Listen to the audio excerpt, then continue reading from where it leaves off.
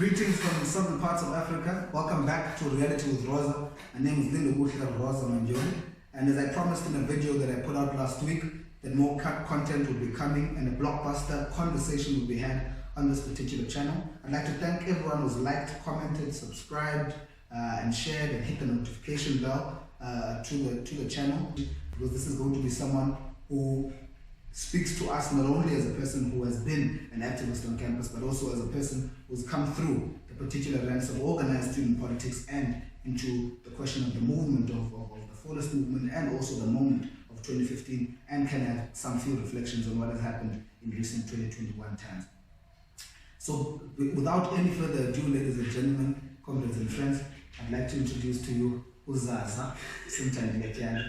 Thank you for joining us, President. Yeah.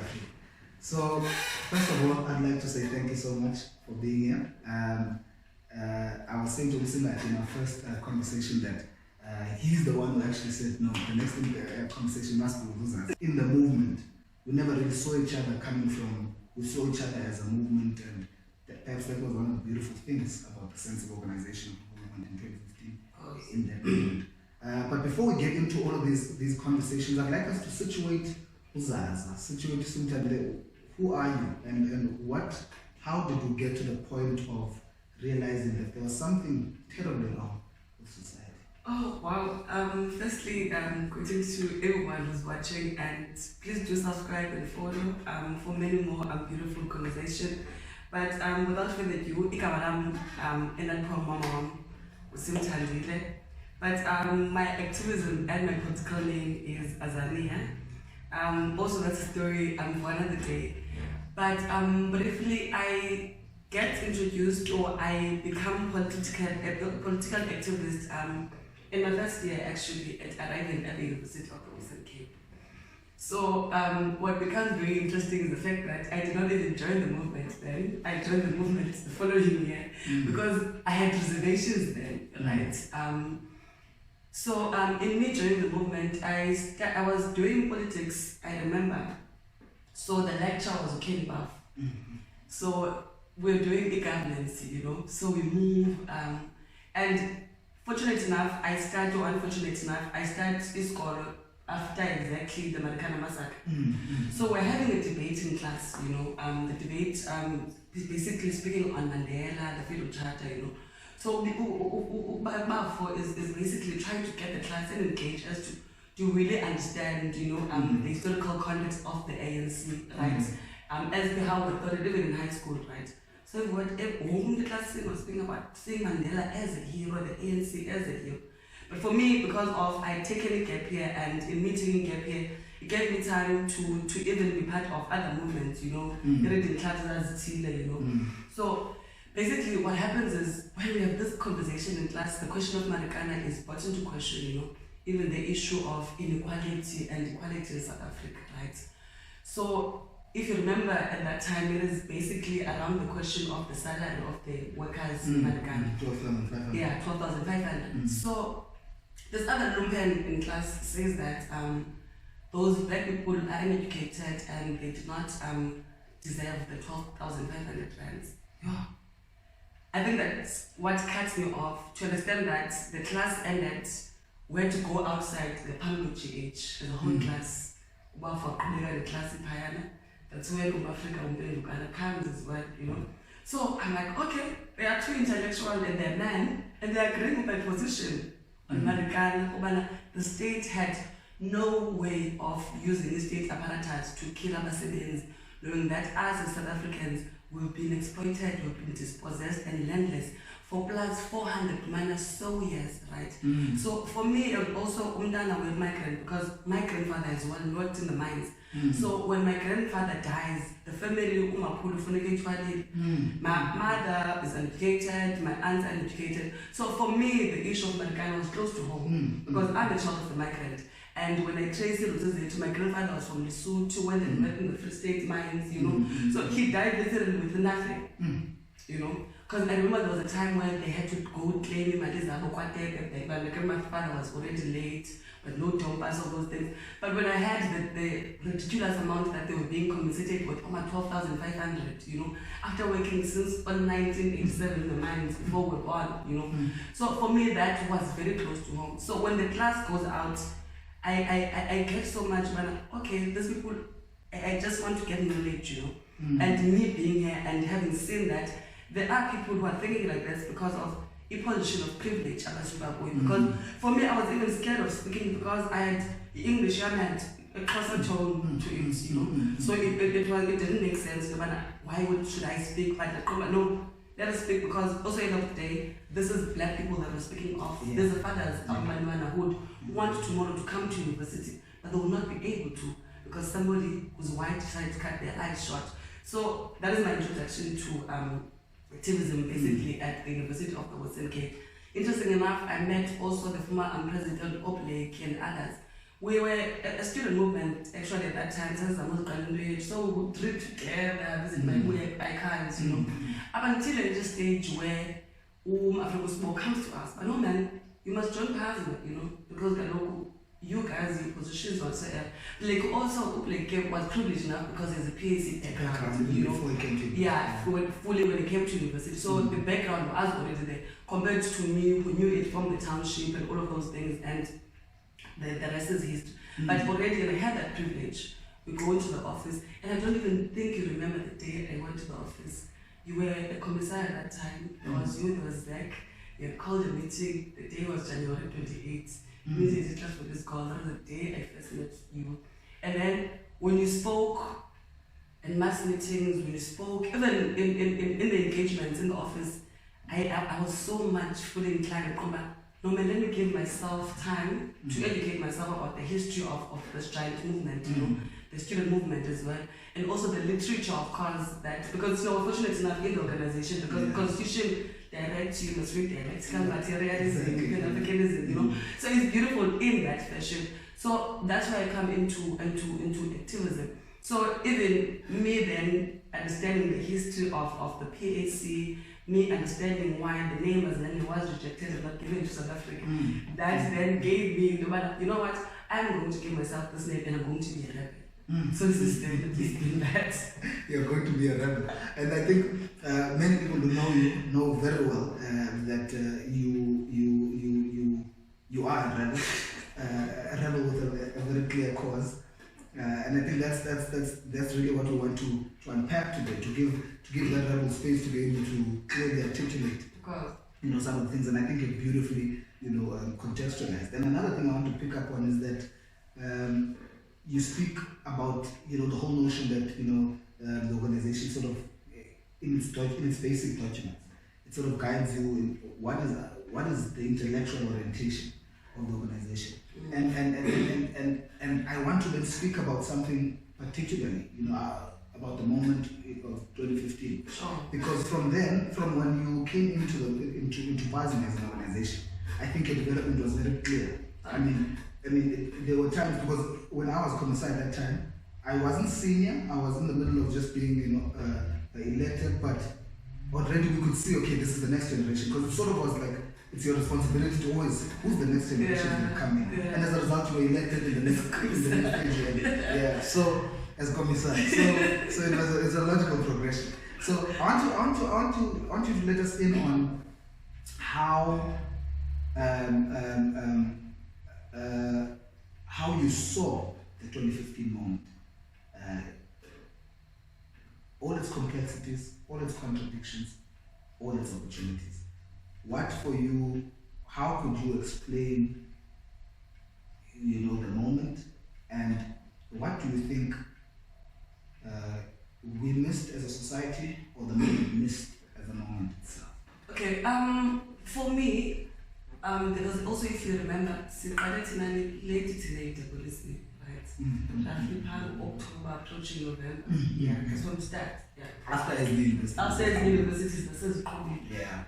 Now, there was also forces from the organization, you know, there's this what is happening in the country, you know, and there's this is exactly after the Rose Must Fall moment. You know? So sure, we're very closely. Yeah, we're very closely involved with it. So it's exactly after that moment, right? But in it being exactly after that moment, there are some shortfalls, there are some pitfalls, you know, there are some compliments to the movement, right? And I think number one, the thing that I want to highlight about the pitfall of the movement, right? You know, I think the problem was that majority of the issues in which we had were issue-based struggles, to put it in that sense. On the basis that even if you go back now and you're reflecting and looking at it, and that's why I call the first wave of Feminism for a very sporadic moment, you know, just sporadic events, you know, it was just that, you know, there was not a fully ideological grounding, you know, and I also do understand as to where we find ourselves and where we're coming from, because also, historically, Black universities have been, you know, protesting. It was not the issue of NSFAS, the issue of access, you know, accommodation, all of those guys, right? So when the banner then in the movement comes into existence, the Feminist movement, right? So it comes exactly at the right time, whereby already the struggles have been existing, but it's a matter of now us coordinating them in the sense that on the national level, Feminist is happening, on the regional level, Feminist is happening, which is the Western Cape, right? So I want to move on the sense that when I say that it becomes a sporadic event, because at that particular time in point, I don't think our tools of analysis were sharpened enough, right, for us to then be able to analyze, you know, and also in us analyzing, even to documents, right? Because if you look, for instance, the BCM, Obiko, Obanipikan, and the others, you know, the work that they produced is the same work and with of the same particular age of business for when they do their work, you know. Right, like for typical example, the programs in which they had, you know. Another pitfall is that we had centralized it to our universities, right, instead of taking it to the people. Because remember, when we are mentioning with the banner of insourcing, it comes from the fact that, first of all, we are children of the peasants, right? The issue, therefore, and the relationship in which we have with the university is primarily because our parents do not have, right? So the first parents in which we have were the cleaners at university, right? So the problem then becomes the fact that it gets centralized to the university, it doesn't go outside, right? That's the another fact. Because one thing that we've always missed is the fact that the issues that we have at university, there's that people, the rhetoric that people like that the university is the microcosm of the larger society, right? Without fully grasping and understanding as to what then does that mean, you know, when you contextualize it, right? So for me, that is Feminist for 2015. But also in it being that I think for the longest time and for once in South Africa, after 21 or 22 or so years, right, we had a youth that was questioning the government in power, because we were bearing in mind that within the corridors of our universities, specifically the one we come from, it's all days of learning shall be open. The question is to whom? What a major, you know, contradiction, you know, because this is a historically Black university. It is university of the left for that precise purpose. You know, because there was no other place that us as Black people could go to except in an UWC. And that is exactly why, for me, then the complementary part of it comes into that, because we are questioning something that has been lulled for the longest of time. You know, because if the argument of the ANC in us giving us education, not to just run away from this to digress, but if the argument of Msholo giving us education in 2017 is carrying out the mandate of the ANC, what then was it difficult for the ANC to give us free education in 1994?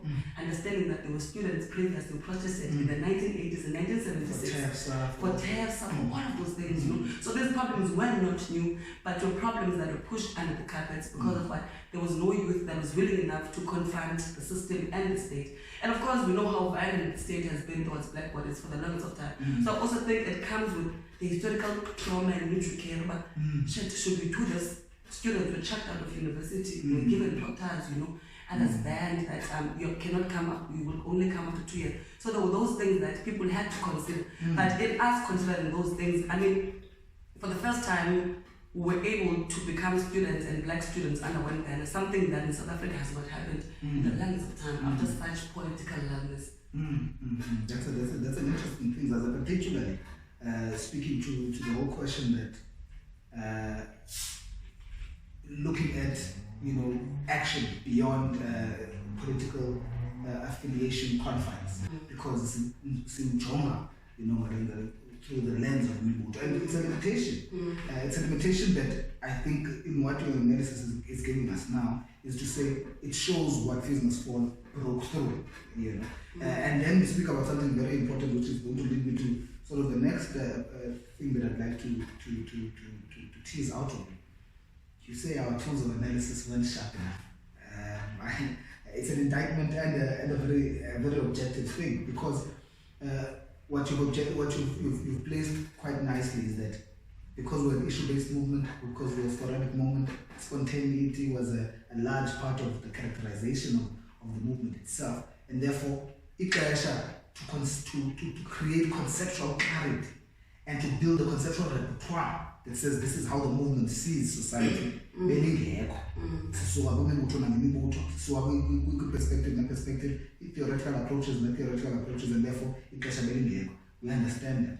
But ke ngoku, this also gave us different ideas that we had never thought of before in movement. Such an idea of black radical feminism was introduced to many of us for the first time in that kind of voluble way. Not to say that people never heard of it before, but it was such a voluble idea that Abadu set up and said, okay, this is a way in which we can be able to understand our condition. Talk us through that idea in the movement and the idea itself, China. I mean, look, before I even tap into black radical feminism, because I want to clarify something, because I think we did have, I disagree with you on the fact that there was no time to consolidate and theorize, right? Because on the basis that we are coming from the epoch of Roza's Ford, yes, and it's just under the same year, right? Yes. So if then we are at UCT,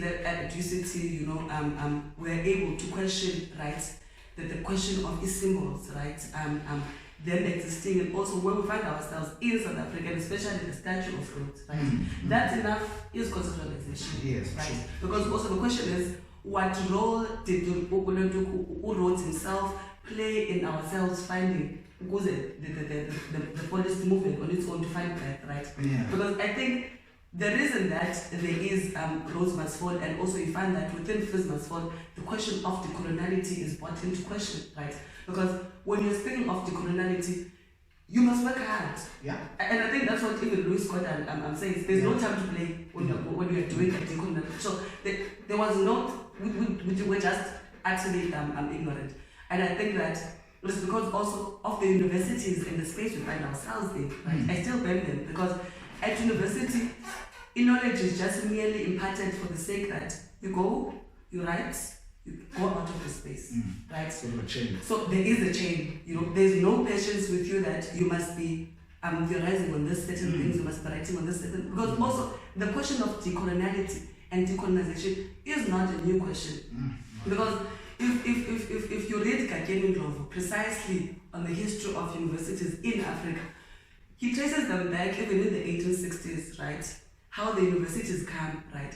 So the contestation is the matter of then when you bring these universities and we're saying we're Africanizing them, right? What does it mean for us to Africanize universities, right? By merely having black faces or going to be chancellors, but the administrators are still the UK, the curriculum still comes from Europe, right? And it's westernized in the sense that it is going to then take away and erase everything in which we have, right? So that's the question of decoloniality, So the question of, it's not new, I can't, right? So the problem then begins within the 1960s in the time of Umonko, because particularly for me, the focus there was not on epistemology. It was very much political, right? So the question was a matter of, I must be the president of an independent state in Africa. but still identities as the state, right? And also the education that is given. So when then the question of decolonization and this history, and then coming to the question of black radical feminism, right? So black radical feminism comes also at an epoch whereby I think solely it is influenced also by the politics of UCT at the time, because also historically there was never a time, if I remember, in black universities, and I stand to be corrected, and anyone who has a position on that can bring it and correct me, and would be willing to go for research and comment, and I'll just go to that. Because I don't remember, but I do remember there being feminist scholars within those universities, you like Pumla, you know, and it's just the closest person that you can reference in, right? But also even her, if you trace an association where she comes from the political and also it was because of now activism, you know, so she becomes introduced to this politics of feminism in a long way. So there's never been that. So what happens therefore is the fact that at the universities of Cape Town, right? This is during Roza's fall. Because if you remember, there's a time where Roza's fall, there's just loudness because of this gender dynamics that are coming into existence, right? So, which is some of the contradictions I have with black radical feminists, because me, I'm a decolonial feminist, I'm not a black feminist. So there are certain elements in which I disagree with them, but there's a lot of things I think that the black radical feminism played into the movement. Because if you remember, Roza, in 2015, there's no theorization in the movement. But when we move into 2016, the movement has 3 pillars. It's Pan-Africanism, it's Black consciousness, it is Black radical feminism. Pan-Africanism on the basis that our struggle is not peculiar in South Africa.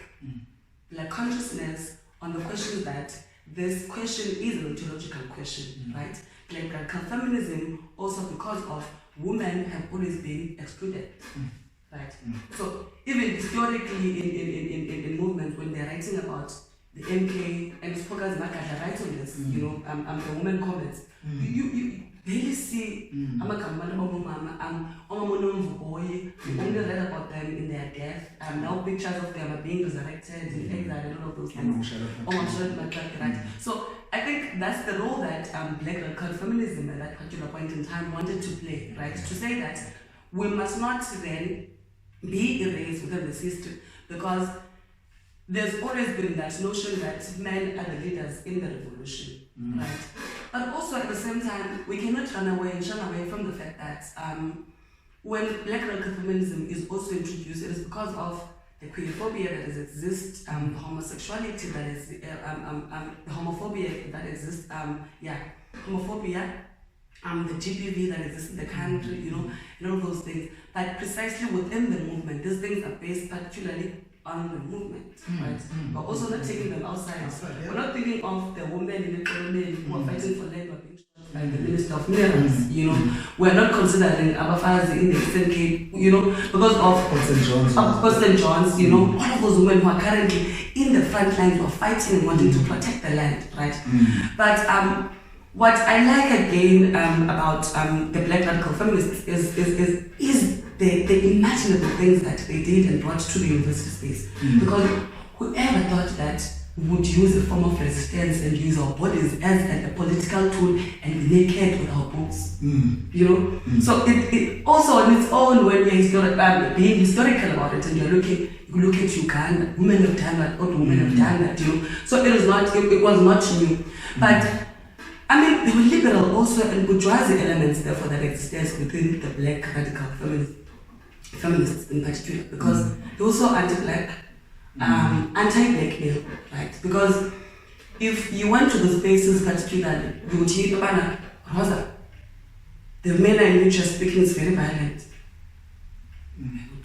I'm from the township, that's how I speak, you know. So even the manner in which the relationship they had with white gays and the relationship that they had with black heterosexuals, you know, because for me, you can't be very close to a white gay and you think that that white gay is not a man, because if therefore we're saying that patriarchy is white, it is capitalistic, it is supremacist, you know, so we must then be able to locate ourselves within that, right? So, and also for me, another thing was the fact that majority, it was devoid of African feminism, right?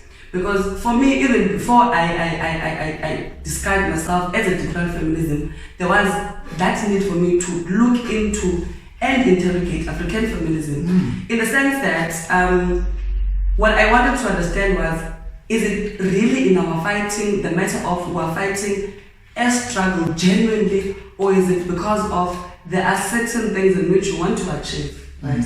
Because even how things turn out as time progresses, right?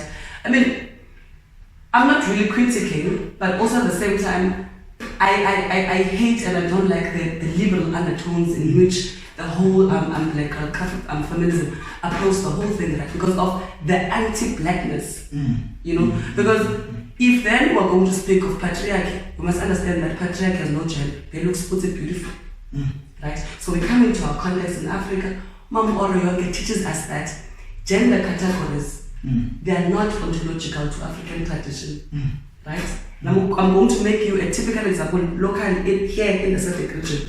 Look at who groomed and who was at the seat of Moshosha before he became the king. Was it not Manchester, a woman, right? Queen Muchachi, the main queen in Limbo, right? So us in our context, oh yeah, but on Nandi or Omkabai, you know, because Omkabai had and protect the chieftains of his father, right? Because Usewa was no more, and his brothers were young and needed to be brought up, and she was old, and there was nobody else to take the throne and accept the throne, right? So for us, there's never been really those antagonistic, historically, relations between the two, right? Sort of connected. We sort of connected because we're people that coexisted, right? Because I say this, the problem is the fact that we were so very much fixated in not looking precisely as to therefore what then is our role as women within the space, right? Which is for us therefore was to make men understand therefore the importance of what feminism is, right? And in us making men understand the importance of what feminism is, because I think feminism doesn't privilege me, but it privileges you as a man, because you get to understand as to how patriarchy even has emasculated you, how it has stripped you off of manhood, you know, how it has stripped you off of your blackness, because the colonization is what brought patriarchy. You know, 1652, Sarah Batman in South Africa, in 3 days' time, you know, we're going to be speaking about that. Sarah Batman is a specific example of that. When settlers arrived, that is when all of those things became a problem, right?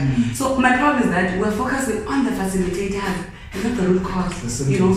And another problem I had was the butchering and how they were misinterpreting intersectionality of Thyali, right? Because if you're speaking of race, class, and gender, right? So it means therefore that within these matrices of power, you are here, you can't be a woman first, black in Africa. You are black, right? And secondly, you become a woman, right? Because of what we're experiencing within our society, right? This is not to say that we are not experiencing violence at the hands of black men, right? But also what is important then for us becomes therefore, what is that needs to be done in order for us to find ourselves somehow, and also in us finding ourselves, not women only be made faces of feminism, because I also think that's what another thing that holds the movement not even to grow nationally, right? Because these movements have always been there. Remember the one you already declared when Queens was raped by Sholos. I just forgot the name of it, right? What did it end? You know, remember when Uyen and was killed, memorandum was just submitted, what did it end, right? Because of what? Even the liberalization of feminism and what it means to us, and how we're even not able to connect with women in the township, and how we're not even able to connect with the women in the rural areas, right? Because of how we want to impose ourselves. Because if therefore they have not read bell hooks, if they have not read or do not, it therefore means that they do not understand queer politics. But there's a woman with children who are queers.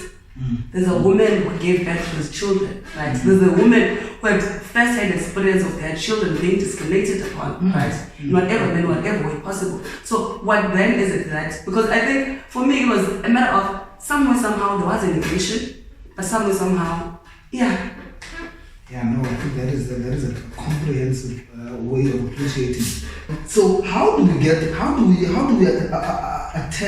the connecting of the live wires for all oppressed people in the world? And again, what leads me to the question around what you've raised around moving from black radical fem to decolonial feminism. And just briefly talk me through your journey with decolonial feminism and what are its theoretical advances that sort of speak to you the most. I mean, for me, okay. Number one, let me just answer the latter question. You know what, I think I like the most when it comes to decolonial feminism, right? Because I think it's Torres who makes this distinction between coloniality and decoloniality, right? But of course himself is motivated by Mignor, right?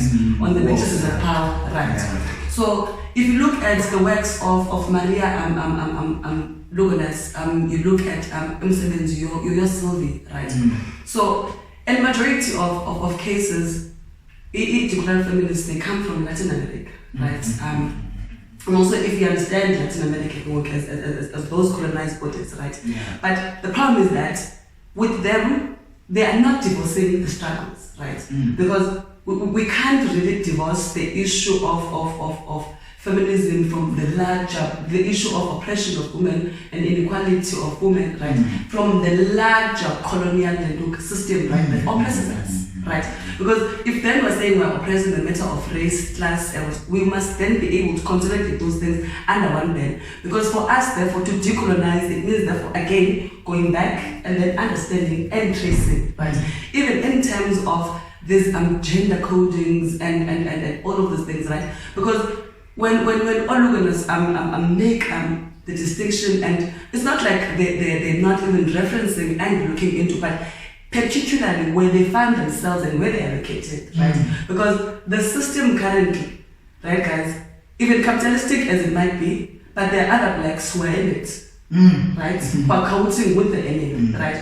So in those black counting with the enemy, so what then does it mean for us to decolonize, right? So what is the process of decolonization, and then what does it mean for us then to decolonize? Right. So where then would then we find ourselves as women, right? So I think for me then that's where even how I like the idea of decolonial feminism, how it approaches the matrices of power. You know, that's for me, because also I don't think, even because other people are even asking us and other scholars have asked this question. I remember the daughter of Franz Fanon asking this question this at the seminar she had. That do we really need feminism in Africa? You know? And I was fumbling some odd reason. Because my question is, do I need it in terms of dismantling it? Or do I need it as a form or a tool of analysis? Right? Because I do not think I would then be able to just take it under, like how we've been doing with this organization, with this one campaign and all of those things. Because I think even the matter of us not even being able to speak on issues of femicide that are happening in the country, you know, because others now are even fumbling on the issues of legality of sex work, right? But we still have the bigger enemy that we're fighting, right? So for us, this struggle has always been one. It's white supremacist, patriarchal, it's capital, you know. So that's what I like about the decolonial feminist approach into the whole dismantling, and how therefore the scholars even themselves, they are using therefore the tools, you know. Because when I was reading on the 10 theses, Zika, what's his name, Torres, you know, he speaks of the importance even when we are trying to derive and understand as to decolonization, decoloniality, right? It is decoloniality because there was a political process that took place, right? So in terms of, in the new South African, in the new dawn of South Africa, we're equal devils because of what?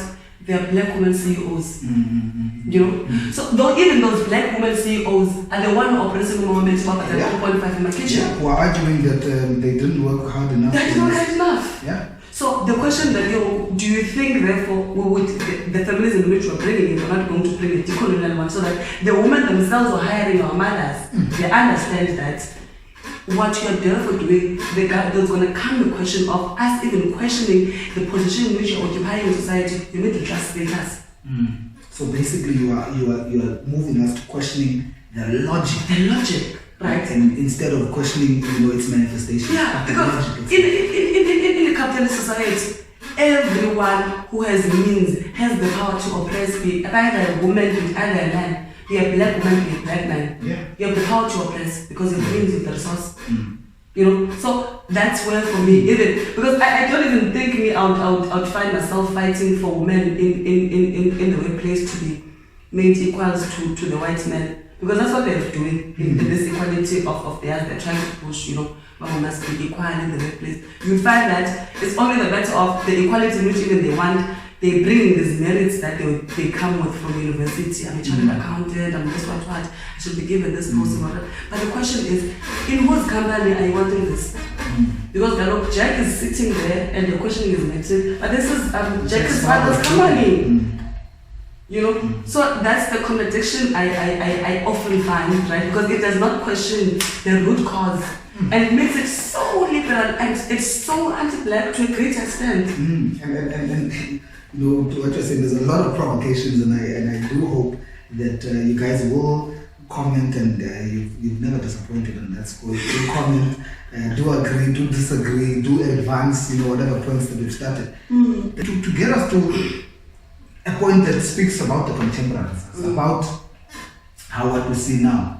But tragically, the life of Mr. Ntumba was taken by a police officer in South Africa, a black police officer in South Africa, if does any distinction to how we view the problem. During the process of protests, student protests, that raised the same question that was raised in 2015, that raised the same question that was raised in 2010 around NASFA's, the big NASFA strike, that raised the same questions that were raised by previous many generations of students in Azania, in occupied Azania. It is a couple of weeks past now since the tragic passing of that noble son we live in soil. And naturally, like human beings, we've gone on to the next thing. We've gone on to Good Friday, Holy Saturday, and Mr. Ntumba is slowly fading in the memories or the collective memory of the nation. We forgot over 36 miners were shot dead in Maracana, because the number is not the 34 as we normally get peddled. We forget the lives that were recklessly subjected to reckless care in life estimate. And it clearly doesn't take us long to forget these things and to zoom in on Mr. Ntumba and that tragic occurrence.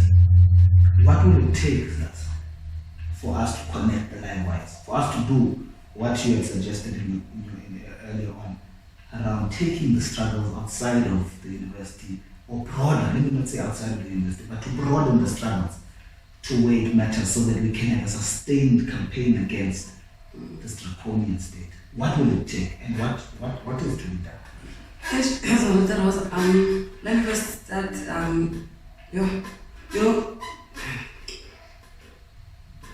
This thing, the lipstick has really kind of good, and but listen, even though we had our pitfalls as the business world, right? Spaces like Decolonial, I think, are spaces that, at a particular point in time, were very important in our lives, because had it not been for such spaces, what then could have happened to the second wave of business world, which is 2016, right? Because remember, we're arguing that the first one is sporadic, the second one is because of we are now seeing as Tuba. We're still in the same position, but we're organized, right? And also, we're also, all of us are growing intellectually because of the trickles now that are in, and also now we're going back to our roots because this thing is organization out there, right? But me, I first started questioning this thing and saying, there's a man called Gerald Sexton, It's a very young man. I think the last time I checked, he was in Cambridge or Harvard University. He writes on black existentialism, right? There's something that always triggers me, whenever these things are happening. Because I remember when we were in Kilom, there was an occupation that took place. So because we had left the university, us, and we were at Kilom. So a way of just trying to find ourselves in Ashland so that should anything happen, we're able to go back and find refuge in these people, right? And Kilom even allowed people to have such a space, like people come, we read, we intellectualize, we have things that we're doing. Because I even remember when the guy that was killed in the US, we had a protest that went to the US embassy, right? But after that, Mosiah gets killed, but is also killed by Incan that were hired because they're occupying UMHLABA, called Israel in Cambridge. Ujara 16, he questions these things, right, on the question of Black Lives Matter, right? So the question is, to whom, when, and how, right? Do they matter when they are taken apart? Do they matter when they're taken apart together? Right? So that's where we're left ignorant. Right? Because the first example of people that were taken apart together is in American. Do their lives matter them? Another example of a person whose life was taken apart and alone is Amsterdam. Does life matter them? Another person who was recently in the midst of a decolonial discourse. And to even show that black lives do not matter and we are only humanized therefore at our death. And certain things that are so made, are so called or made to humanize us. I was shocked when first he's called just a mere casualty who was coming from a clinic to fetch his medication. He's still a black man. Shot by the cops in the midst of a Decolonial project. Secondly, to put him and to now get attention of, the white supremacists, or to make sure that this person was a human, they go on to describe how this medic masters was educated, They even go on to put a gown on a post, just to prove that he did not deserve to die. But what then was the response in our lives, in asking or not wanting to die? What is still the response to the manners were gunned down in that gun, right? Did they deserve to die because they were uneducated? Because when they deserve to get 8,000. So that's why there was never a response. So there must be a response here, And, one of the things that also happens to shocks me, just find it shocked or perplexed at certain times, is that our townships are a hub of violence. On a daily basis, black men, statistically, are the ones who are killed, kakul, right? But also statistically, women are also killed, kakul. That's a case for another day. But I'm telling you, on the township, young boys who have been involved in gangsterism, whatever the diagnosis might be, right? So the question is, what then happens? Because even in that situation, because the situation with the township, Zimboku, Zifagole drugs, have you seen that experiment? I've seen that. They eat each other.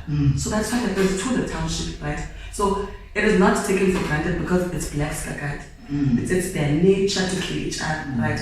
So for me, it's the matter of, ever since this land became an occupied land, and especially in South Africa, remaining the colonial and the settler colony, we're still going to find these things, and we're still going to have campaigns that are not going to yield any result because of even the state on its own. It allows its apparatus to be used on black bodies because the only thing that matters in the settler colony, it is the colonial property. Black people does matter. They must protect institutions. The children must be arrested. black lives do not matter, and white interests must always be protected at our expense. Because Umtowas merely died for white businesses being distracted in Bloemfontein because of the student parties. So for me, it's ish. That was we must just organize ourselves. That is one comment Ture said, because that's the last thing you said is living for the youth of Africa must organize and organize and organize. But as Kolisava and Hey, no shade from Sian, but I think Zaza, thank you so much. And on that note, I'd like to thank you so much, Roza, for being here with us today, for helping us expand some of our thinking. We hope that you guys are provoked. We hope that you guys want to engage. The divergences, the convergences, please like, comment, share, and subscribe. Any final words, Zaza? No further words. But I think we must just continue loving each other as blacks. Because I think our first activism is to first love us as black people, you know. And I think that's where we even end this anti-black sentiments, you know, because immediately when we understand ourselves enough, we're going to be able to love ourselves enough. So for me, my Africa, that is all. And because thank you so much for watching. Thank you for being with us, Roza. Until next time, keep it real and keep it reality with Roza. bye. Bye.